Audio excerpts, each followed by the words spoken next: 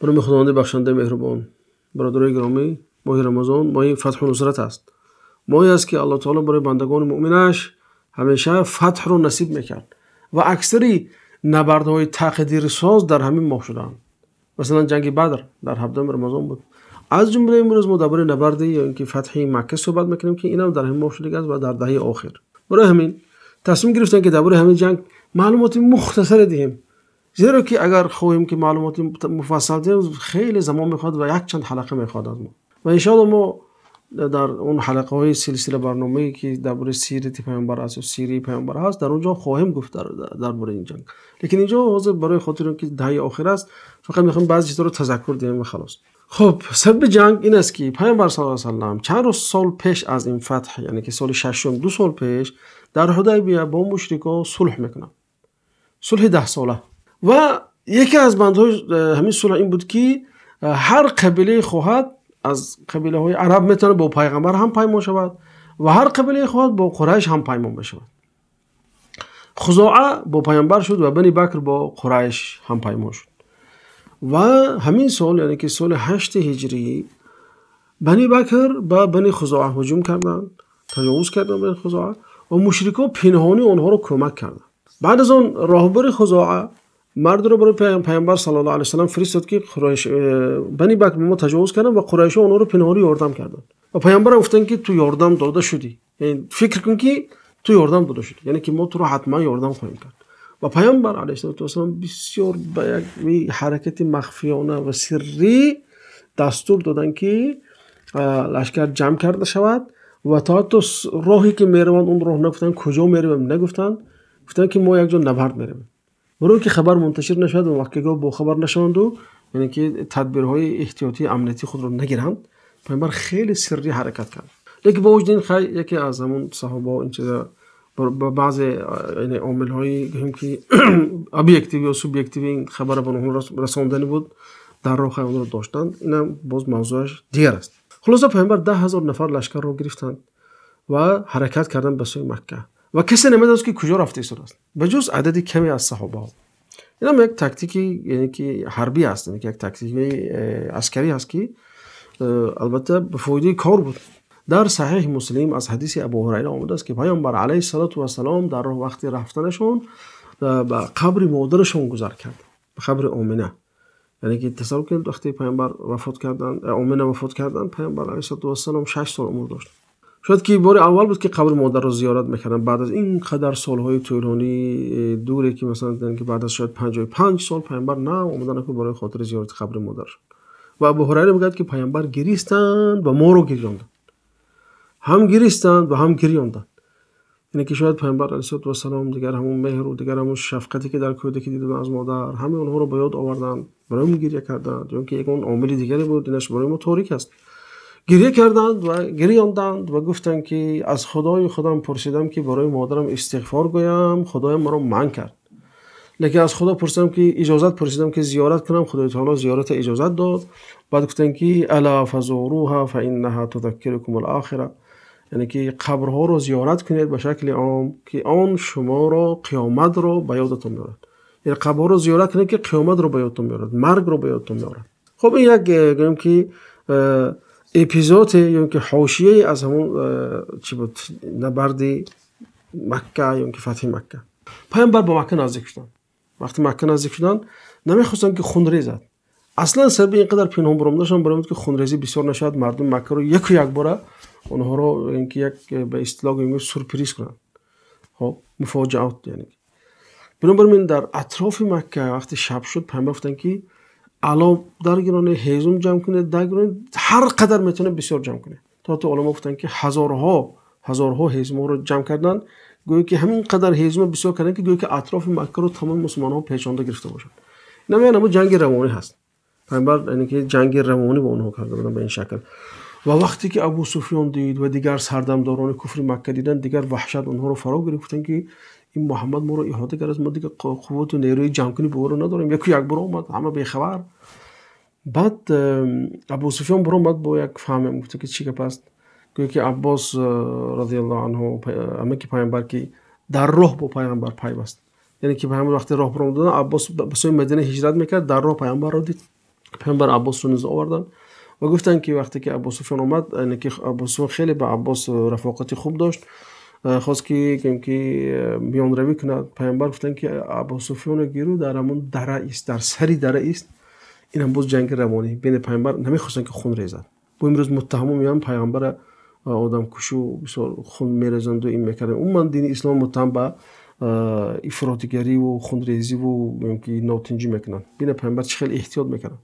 گفتن که هم فقط در سری دره دار شد. وقتی که ابو سفیان در سری دره ایستاد همراه عباس، پیامبر عمدن، یعنی که بر قصد از اونجا، یعنی که صحابه ها رو یک به زمان حاضر گفتم پرد، یک پرده کردن. در پرد هر یک قبیله جدایی بود، هر یک اتش بیرق خودشه داشت. گذاشتن دیگه ابو سفیان دلش وهم گرفت. بعد گفتن که راه کن. اکنون هر دونه که رفته مثلا مکه وهمه کند که من یک چیزی دیدم که دیگه وهمه بود، محمد تمام عرب زدی ما آورده است. در این جنگ پیش از مکه در آمدن پیامبر گفتن که 4 نفر خونش حلال است، خونش رو هدر کردن.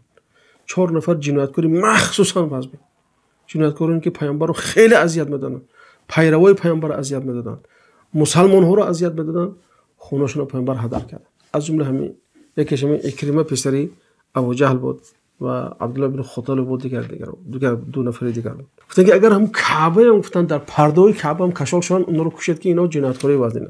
اگه این همون زمان هم خیلی بود که در کعبه وقتی کشال میشدن انسان رو نمیکشتن. ابو جهل پسرش گریخت. عبدالله بن ابی سر هم گجای پنهان شد. عبدالله بن خطال در همون کعبه میگن کشال دیدن و همونجا کشتن.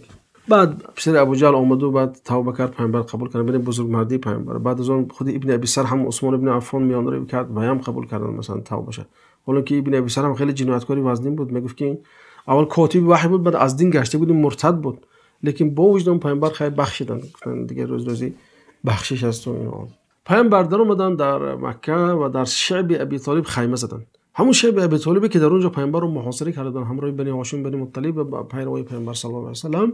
اونجا اونها 3 سال بودن، تا از گوشنگی رو تا برگ درخت هم میخورن. خیلی عذاب کشیدن، در محاصره اقتصادی و اجتماعی بود، تا زندان گرفتن داد گرفتن. من کنه اینا میتونه در حلقه‌های سیره مراجعه کنید. رمزیت اینا این بود که یعنی که شما چند سال پیش من اونجا محاصره کردید، امروز ببینید من همونجا اومده شدم، لیکن من اینجا امروز بالا شما که سرفرمانده هستم، بالا شما رو فرمان میدم. پیامبر علیه السلام بعد از اون وارد کعبه شدن، وارد مسجد الحرام شدن. وقتی که وارد مسجد الحرام شدن طواف میکردن، بالا شترشون بودن که بالا مرکب بود، در دستشون همون کمان داشتن. همون بتایی که در اطرافش بود 300 چند تا، یک تا هم بتا رو با کمان میزدن، گفتن که جاء الحق و زهق الباطل، حق آمد و باطل نابود شد، حق آمد باطل نابود شد، باطل خوار و زبون و ذلیل شد. میافتوندن همین چیزا با کمان خودشون و صحابه هم البته اون بتا رو میافتوندن. بعد اون پیامبر کعبه در اومدن. اسامه بن زید میگه که همراه پیامبر بودم، در اومدیم که کعبه پر از تصویرها هست، عکس ها هست، عکس نه تصویرها هست که به دست خود کشیده بودن، گویا که این خدای فلان و خدای بسم الله. همش میگه بعد چی کردیم، تازه کردیم میگه. بعد از کعبه بر اومدن بیرون پیامبر علیه السلام و دیدن که تمام مردم مکه همونجا جمع شده است، چون که پیش از دخول پیامبر خبر داده بودن که کسی که مسجد الحرام در اومد جانش امین است، کسی که درش محکم کرد خانه‌اش شیش جانش امین است، و کسی که خانه ابو سفیان هم در اومد جانش امین است. چون که این فکر عباس بود، چون که عباس گفت که ابو سفیان بسیار آدم فخر دوست می‌داره، بسیار منظر خوب دست می‌دارد، یک برای یک فخر کردم اونید. گفت پیامبر گفتن که خیر کسی خانه ابو سفیان در اومد جانش امین است، چون که یک دلش کمتر مایل تر کنه. بعد قریش‌ها گفتن که اون نخوت، اون واهمه، اون گذشته پرستی و خودتون از هم بالا دانستن تو دیگه گذشت. اون وقت همه بنده های خدا، همه انسان ها از آدم از خاک است. ببین پیامبر به قبیله خودشون این مراجعت کرد. این خیلی مراجعت با اون انسانایی که بسیارتر با بهانه عرب ستیزی به اسلام هجوم میکنن.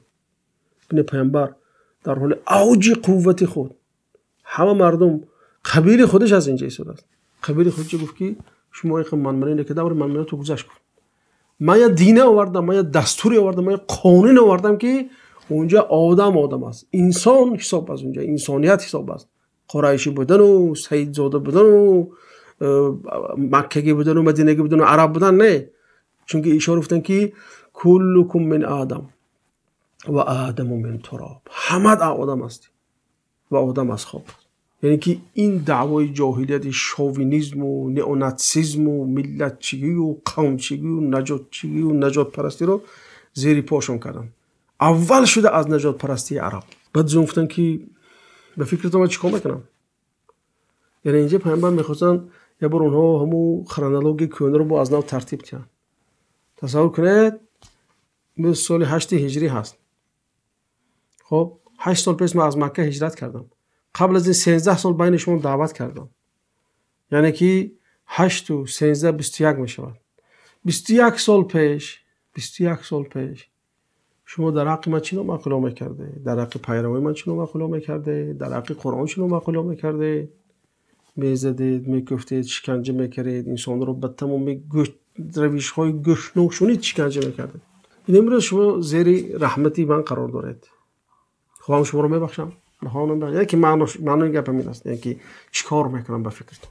دیگر میدارید انسان ها گفتن که تو آدم خوب، پسر آدم خوب هستی، پدرت آدم خوب بود، بابات آدم خوب بود. یعنی که چی؟ پیامبر علیه السلام دلشون ملایم کردن. پیامبر گفتن که اذهبوا فانتم الطلقاء، روی گفتن هم تو طلاق شدید، هم تو آزاد. یعنی که طلاق معنی آزاد است اینجا. اذهبوا فانتم الطلقاء. بنابراین یک توده که پس از همین فتح مکه مسلمان شدن در همونجا قرار داشتن، پیامبر گفتن که فانتم الطلقاء، لقب طلقا را گرفتن. یعنی که انسان‌هایی که پیامبر اونها رو آزاد کردن به سبب همون امینی که وعده کرده بودن. چون گفتن کسی که خونش درش پشت امین است، کسی در مکه مسجد الحرام در اومد امین است.